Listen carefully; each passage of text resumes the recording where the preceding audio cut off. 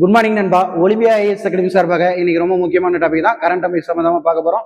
யாரெல்லாம் உங்கள் friends TNPSC படிக்கிறவங்க மறக்காம இந்த வீடியோ ஷேர் பண்ணிக்கோங்க.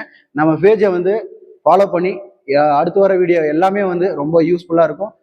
அதே மாதிரி இந்த வீடியோவை ஒரு லைக் பண்ணிருங்க நண்பா. வாங்க வீடியோக்குள்ள போகலாம். அதாவது இன்னைக்கு என்ன பார்க்கறோம்னா, தமிழ்நாடு ஒருங்கிணைந்த பறவைகள் கணக்கெடுப்பு 2025-26 2 கட்டமா நடத்திருக்காங்க. அதாவது ஈரநில பறவைகள் கணக்கெடுப்பு நடத்திருக்காங்க. அதே நிலவாழ் பறவைகள் கணக்கெடுப்பு. அதாவது ஈரநில பறவைகள் கணக்கெடுப்பு ஃபர்ஸ்ட் பார்த்துருவோம்.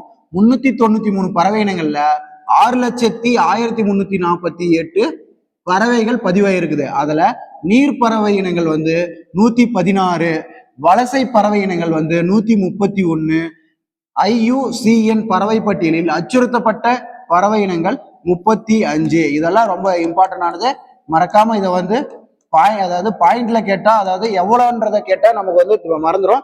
இதை நோட்ஸ் எடுத்து வச்சு ஒரு டைம் ரிப்பீட் பண்றதுனால உங்களுக்கு மறக்கவே மறக்காது எப்பவுமே. அதே மாதிரி நிலவாழ் பறவை கணக்கெடுப்புல 391 பறவை இனங்கள். இங்க ஈர நிலவாழ்னா 393, அதே நிலவாழ்னா இங்க 391 பறவை இனங்கள். 2,24,801 பறவை இனங்கள் பதிவாயிருக்குது. அதுல உள்ளூர் பறவைகள் 228, வலசை பறவை இனங்கள் 72.